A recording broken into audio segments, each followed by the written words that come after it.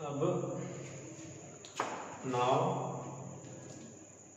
M current के अनुसार current का सेकेंड पार्ट स्टार्ट होने जा रहा है। फर्स्ट पार्ट का थ्योरी खत्म हो चुका है, सेकेंड पार्ट का थ्योरी स्टार्ट करेंगे लोग आज ओम्स लॉ से। सेकेंड पार्ट स्टार्टिंग होगा ओम्स लॉ से, बुक आप देखते रहिएगा, ठीक है। ओम्स लॉ 10th अभी थोड़ा सा पढ़े होंगे आप, लेकिन हम डिटेल से पढ़ाएंगे। प्रूफ, वेरिफिकेशन, डिराइवेशन सब लाएंगे, कैसे आता है डी बराबर आई आर। उसको जानने के पहले उसका परिभाषा को 2-3 बार समझिए। ओम वैज्ञानिक थे, ओम एक वैज्ञानिक थे जिन्होंने एक स्टेटमेंट दिया करंट के बारे में। समझिए, जैसे ये तार है, तो इस तार में कितना करंट प्रवाहित होगा, इस तार में कितना करंट प्रवाहित होगा, ये डिपेंड करेगा इसके वोल्टेज पर। इसके वोल्टेज पर ज़्यादा वोल्टेज दीजिएगा ज़्यादा करंट बनेगा, कम वोल्टेज दीजिएगा तो कम करंट बनेगा। ओम एक स्टेटमेंट दिए जिनके अनुसार, तो स्टार्ट करते स्टेटमेंट देखिए। यदि किसी सुचालक का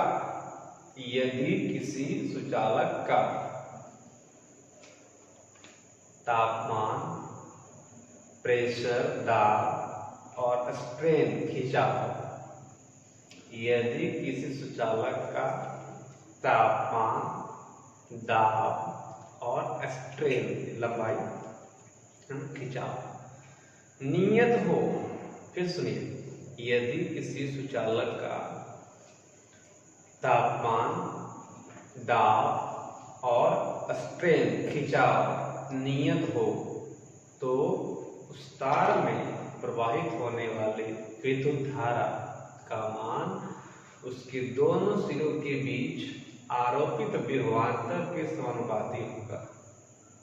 देखिए पहले समझिए।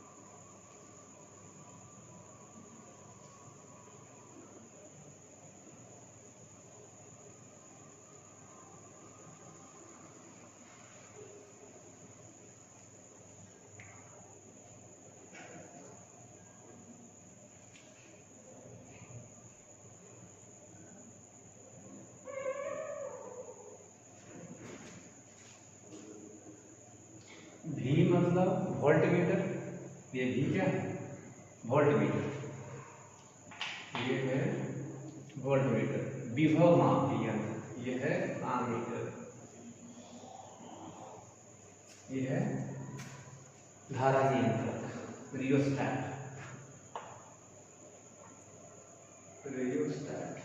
ये की चाबी, और ये कंडक्टर, सुचालक।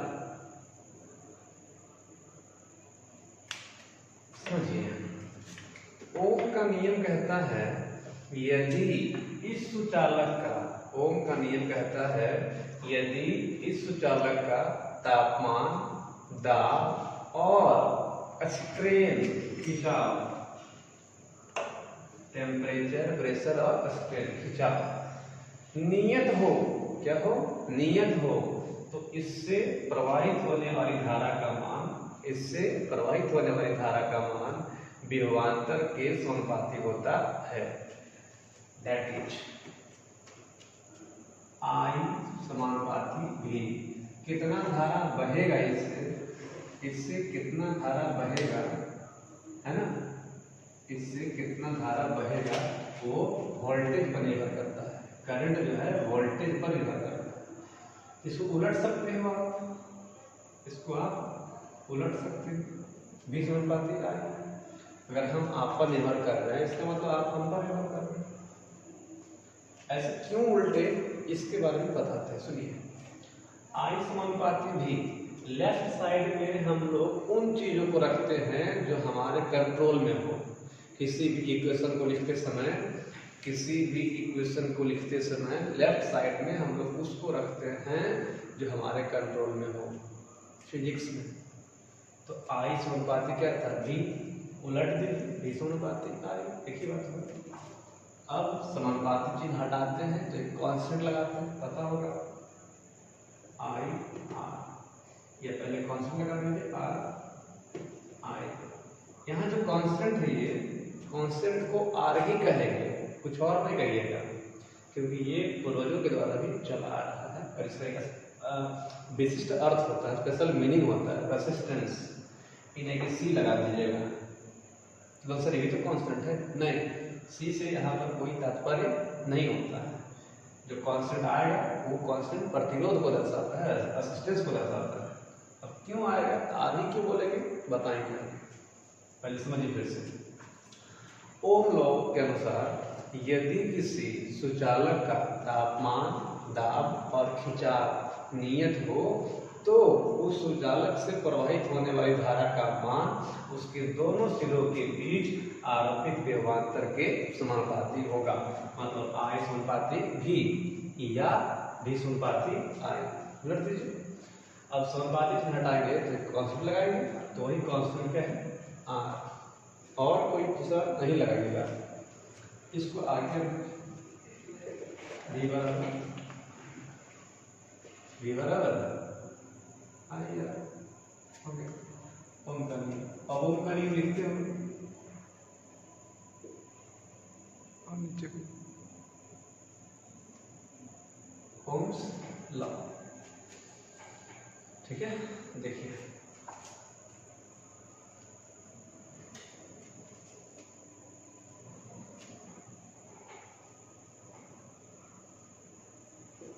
नियत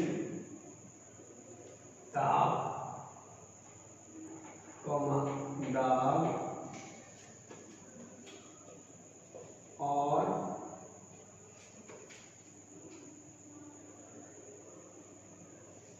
खिंचाव ब्रैकेट में स्ट्रेन पर किसी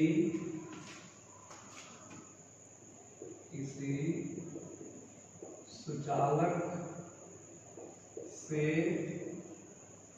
प्रवाहित होने वाली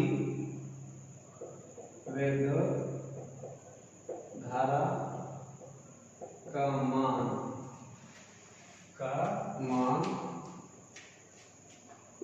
उसके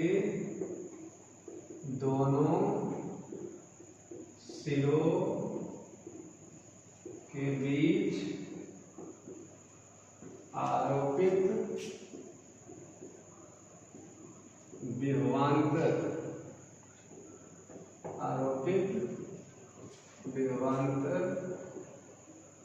के समानुपाती होता है। दैट इज मतलब ये स्टेटमेंट है, इसको डबल इन्वर्ट ला देते। फिर सुनिए, नियत ताप, दाब और खिंचाव, टेम्परेचर, प्रेशर और स्ट्रेन पर किसी सुचालक से प्रवाहित होने वाली विद्युत धारा का मान उसके दोनों सिरों के बीच आरोपित विभवांतर के समानुपाती होता है। मतलब तो करंट जो है विभवांतर में क्या होगा, समानुपाती होगा। उलट दीजिए, लेफ्ट साइड में फिजिक्स में उसी चीज को रखा जाता है जिसको हम लोग कंट्रोल कर सकते हैं। याद करिए कैपेसिटेंस में Q समानुपाती V था, Q समानुपाती V था, हमें कैसे Q बराबर CV, याद करिए Q बराबर क्या CV। तो I समानुपाती V समानुपाती I, कांस्टेंट लगाएंगे, समानुपाती से घटाएंगे तो क्या लगाएंगे, कांस्टेंट R, जब C में लगाएंगे R, इसका एक अलग सा अर्थ है, बताएंगे आगे। तो R I उलट दीजिए, V बराबर I है। ध्यान देखिए V क्या है, I क्या है, R क्या है। V है आरोपित विभवांतर, V क्या है आरोपित विभवांतर, I क्या है प्रवाहित विद्युत धारा, प्रवाहित होने वाली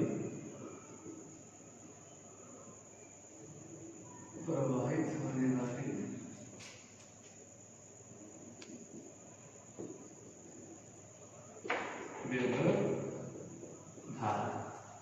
R क्या है प्रतिरोध, R क्या है प्रतिरोध, ठीक है। ये हुआ ओम्स लॉ, बगल में फिगर बना लीजिएगा, ठीक है। ओम्स लॉ लिख करके फिगर बना लीजिएगा। ये क्या है वोल्टमीटर, बैटरी की धारा नियंत्रण, जैसे ये होता है पंखा में खुट्टी अटते हैं 1 पर 2 पर 3 पर 4 पर 5 पर, वही है धारा नियंत्रण, अटते हैं पंखा में। और ये धारा मापता है कितना एम्पीयर करंट जा रहा है, ठीक है। फिगर देखिए। अब हम लोग ये ओम के नियम को वेरीफाई करेंगे। 10th में भी आता था, पढ़ ले, हो सकता है इस बार लेवल और नीचे चले जाए और हल्का पूछने लगे तो यही पूछ दे, तो वही करें। देखिए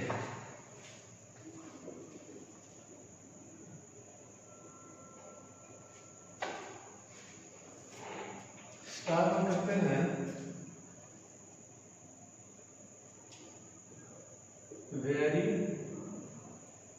verification of Ohm's law. Ohm's law का प्रमाण, ओम्स लॉ का प्रमाण या सत्यापन। फिगर यही रहेगा, हालांकि फिर से बना देते हैं। देखिए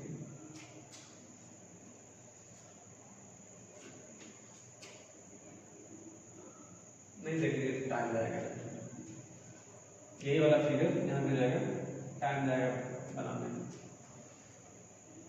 इसको देखिए बिठाते हैं, ठीक है। रोकते हैं, पॉज करते हैं, रोकिए। देखिए वेरिफिकेशन ऑफ ओम्स लॉ, ओम के नियम का सत्यापन। ओम के नियम को सत्यापन करने के लिए कहा जाता है voltmeter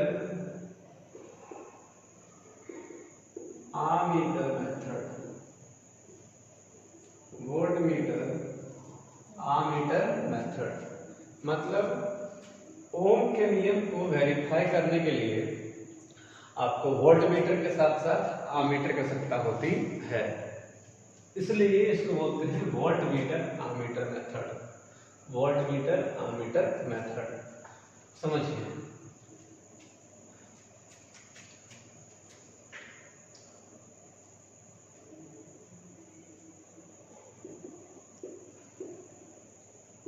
apparatus required,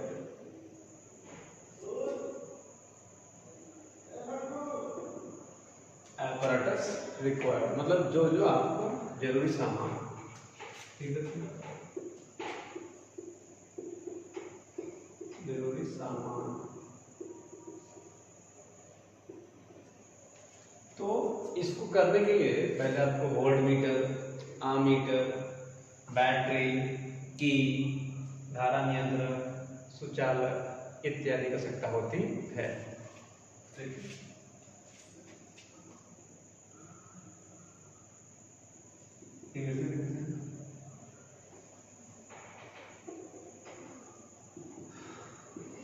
volt meter,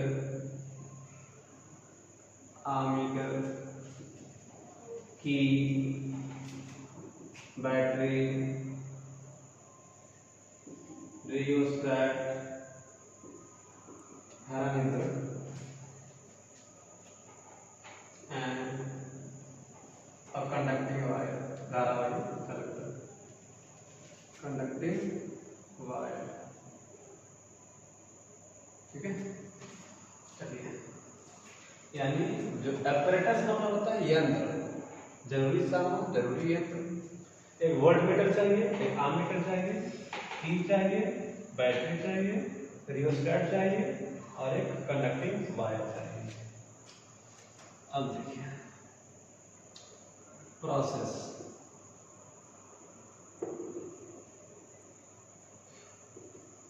क्रियाकलाप,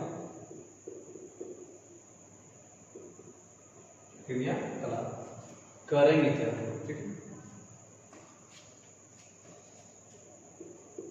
लिखेंगे सर्वप्रथम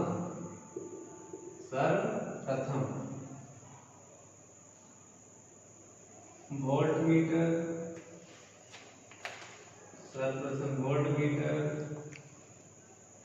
आमीटर,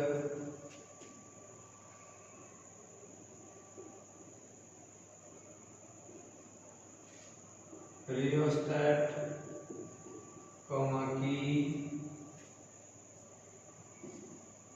बैटरी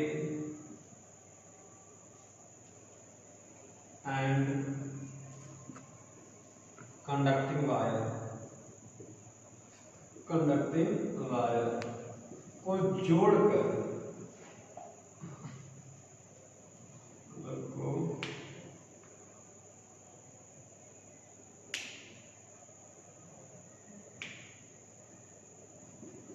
नियम अनुसार जोड़कर, मतलब वोल्ट मीटर को समानांतर क्रम में और आमीटर को श्रेणी क्रम में। आमीटर को ऐसे ही जोड़ना है, वोल्ट मीटर को लटका देना। बताएंगे आगे कैसे जोड़ते हैं। नियम अनुसार जोड़कर एक बंद परिपथ बनाया जाता है, बंद परिपथ बनाया जाता है। सर्किट बना देंगे, सर्किट जैसे बना। अब देखिए वोल्ट मीटर एंड आमीटर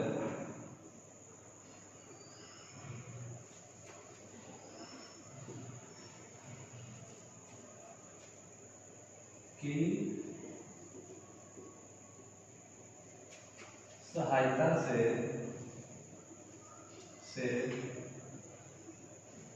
अलग अलग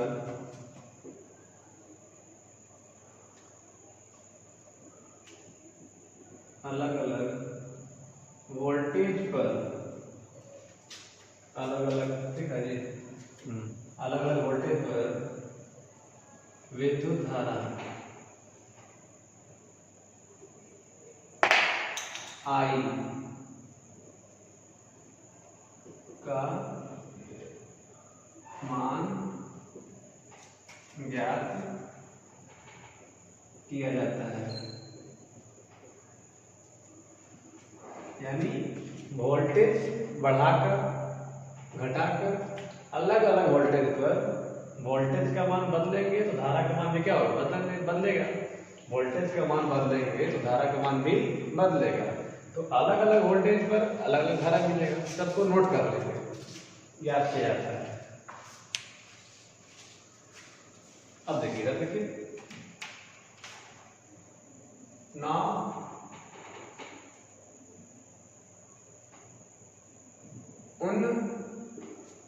सभी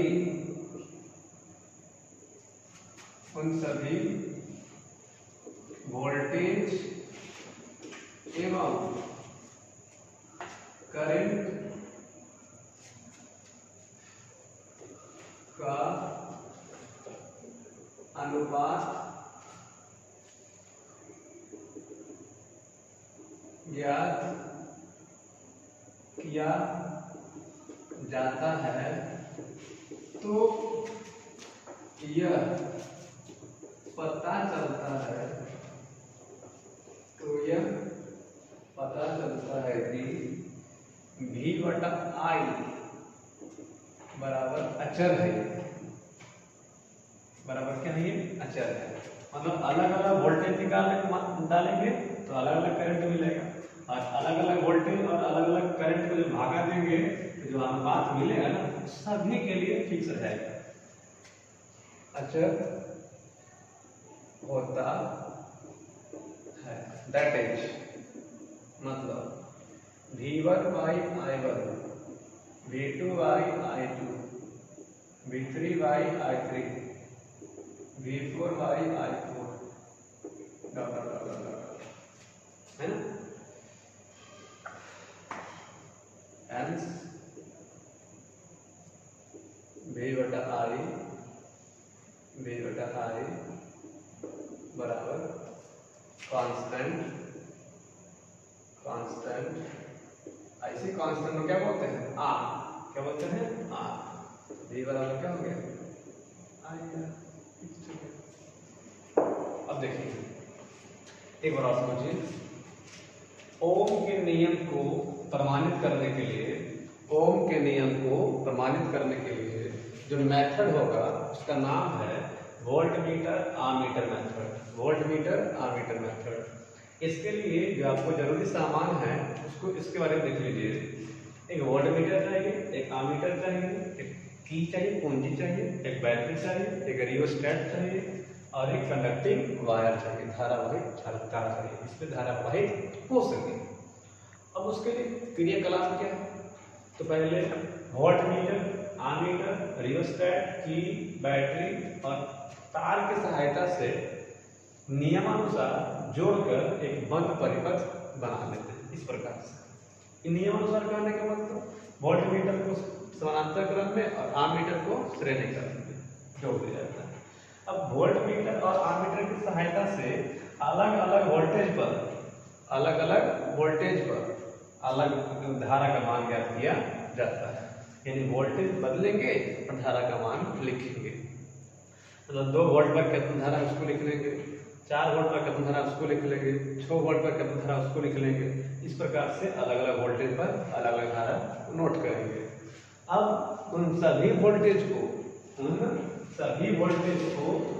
वोल्टेज और करंट का जब अनुपात निकालेंगे, वोल्टेज और करंट का जब हम लोग अनुपात ज्ञात करेंगे तो मालूम चलेगा कि V वोल्टेज और धारा का अनुपात जो होगा वो अचर है।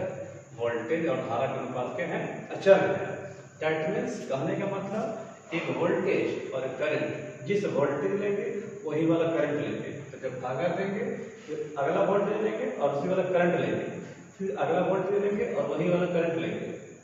यानी V1 by I1, V2 by I2, V3 by I3, V4 by I4।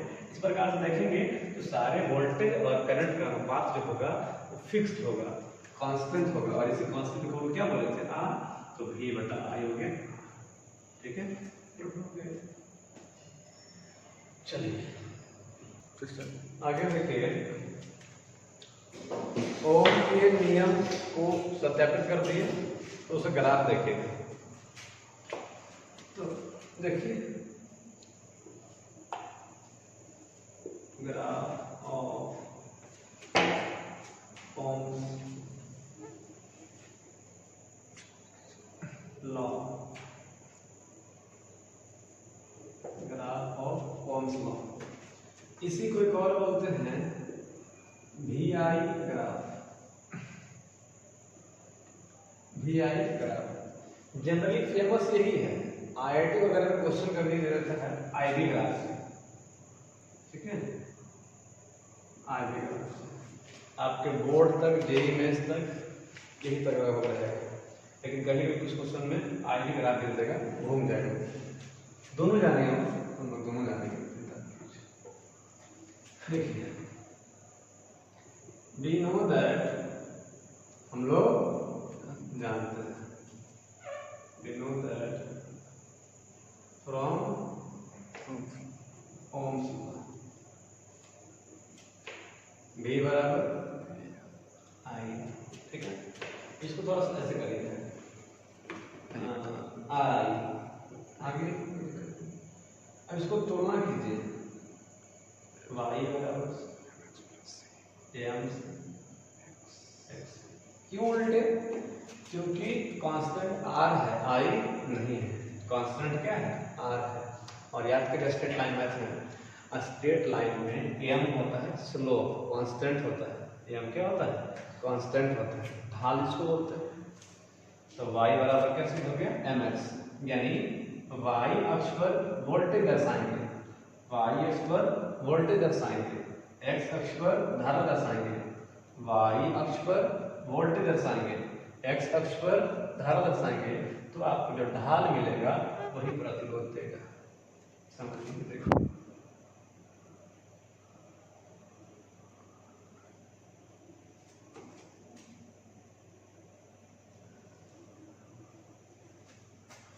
x अक्ष ये y, तो y की ओर क्या दर्शाएंगे? वोल्टेज v और x की ओर i। अच्छा, ध्यान दीजिए, अगर x 0 हुआ तो y भी क्या होगा? 0।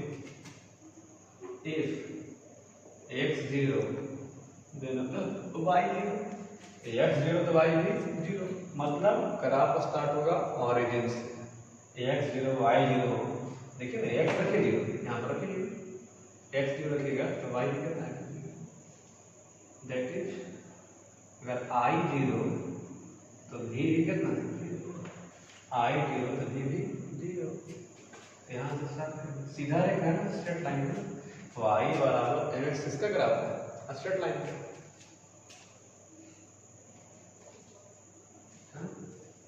यही ना होता है ढाल थीटा। क्या होता है? ढाल थीटा। यानी ये जो tan थीटा मिलेगा आपको, tan थीटा मिलेगा आपको, ये tan थीटा ढाल होता है, इसको क्या बोलते हैं? m।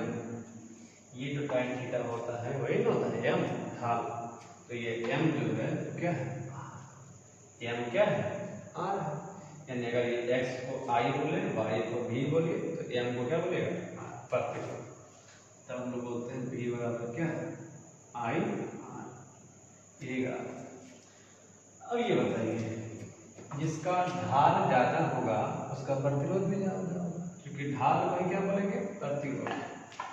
तो देखिए बड़ा समझिए, हम लोग पढ़ रहे हैं graph of Ohm's law, V I graph इसको बोलते हैं जनरली। तो हम लोग जानते हैं ओम के नियम से वी बराबर आई आर। यहाँ परिवर्तनशील है, लेकिन आर क्या है? कांस्टेंट है। इसको उलट सकते थोड़ा सा आगे।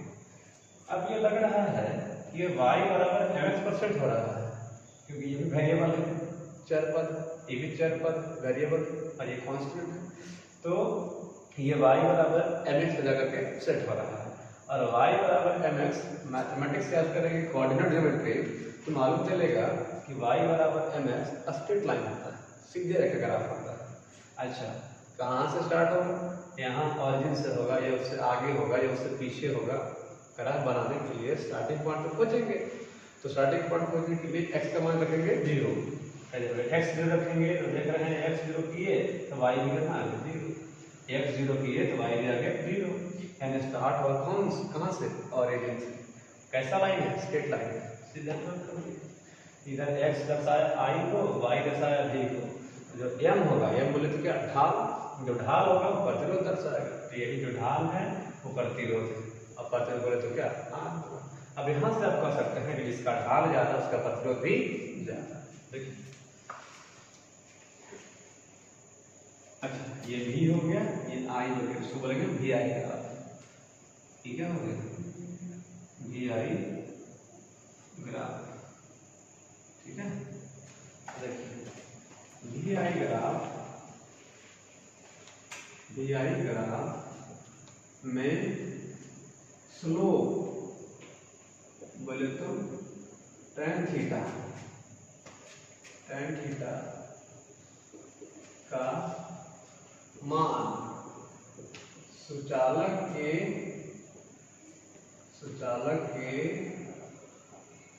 प्रतिरोध R के बराबर होता है ना। यानी अगर दो ग्राफ दे तो जिसका ढाल ज्यादा उसका प्रतिरोध भी ज्यादा।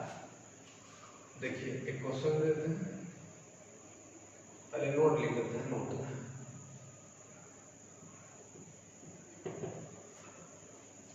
वी आई ग्राफ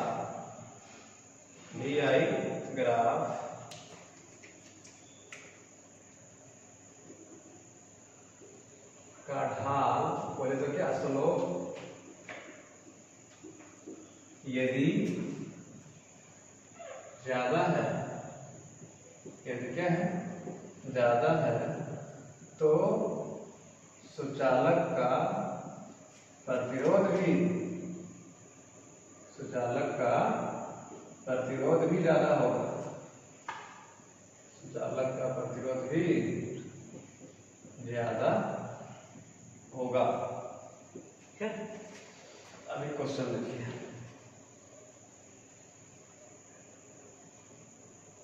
देखिए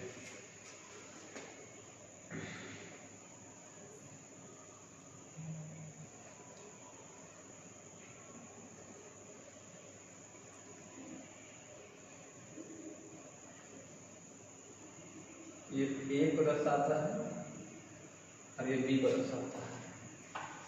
इधर भी है, इधर आगे है, इधर भी है, इधर आगे है। यहाँ ये थीटा बी कहलाएगा, ये थीटा ए कहलाएगा, है ना। नीचे वाला थीटा बी कहलाएगा और ये होगा आर ए। प्रतिरोध किसका? ए वाला का। निकाला प्रतिरोध किसका? बी वाला। अब क्वेश्चन कहता है कि बताइए इस ग्राफ से दोनों में से कौन बड़ा है? ये आर ए बड़ा है या आर बी बड़ा है? आर ए बड़ा है या आर बी बड़ा है, बताना है। ऑब्जेक्टिव लिख देगा, दे देते हैं option. R A greater than R B, B R B greater than R A, C बराबर कर देते हैं, आर ए बराबर आर ए और डी में नन, है ना। तो देखिए सॉल्व करते हैं इसको।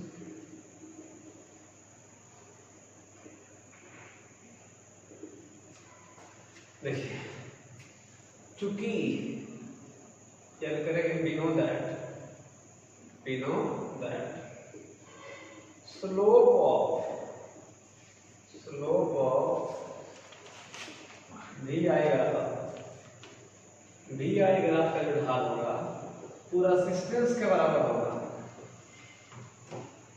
वो किसके बराबर होगा? रेजिस्टेंस के बराबर होगा। ठीक है, यानी जो ढाल होगा tan थीटा वो r के बराबर होगा। ठीक है, फ्रॉम फिगर से देखिए, लग रहा है थीटा ए इतना है और थीटा बी इतना छोटा है, थीटा इतना बड़ा है, थीटा बी इतना छोटा है। तो कह सकते हैं फिगर से दिख रहा है थीटा ए जो है थीटा बी से क्या है? बड़ा है। थीटा ए जो है थीटा बी से बड़ा है। तो जाहिर सी बात है अगर थीटा बड़ा है तो tan थीटा भी क्या होगा? बड़ा होगा। इंक्रीजिंग फंक्शन है ये बढ़ने वाला फंक्शन है, घटने वाला फंक्शन नहीं है। tan जो है इंक्रीजिंग फंक्शन है, बढ़ने वाला है। तो tan थीटा, अगर थीटा ये बड़ा है तो tan थीटा भी बड़ा होगा। किससे? tan थीटा बी से।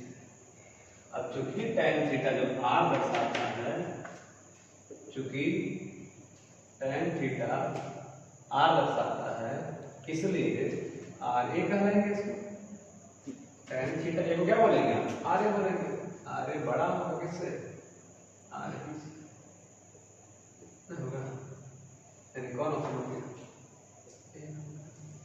लिख देंगे करेक्ट ऑप्शन। एक बार ऑप्शन हो जाएगी। क्वेश्चन कहा कि फिगर देख लीजिए, ये बी है और ये ए है, ये थीटा बी है, थीटा ए है, बड़ा होगा। कहा किसका प्रतिरोध ज्यादा होगा, ए का या बी का। तो हम लोग जानते हैं ये ग्राफ देखें तो भी आएगा, ये ग्राफ क्या है भी आएगा।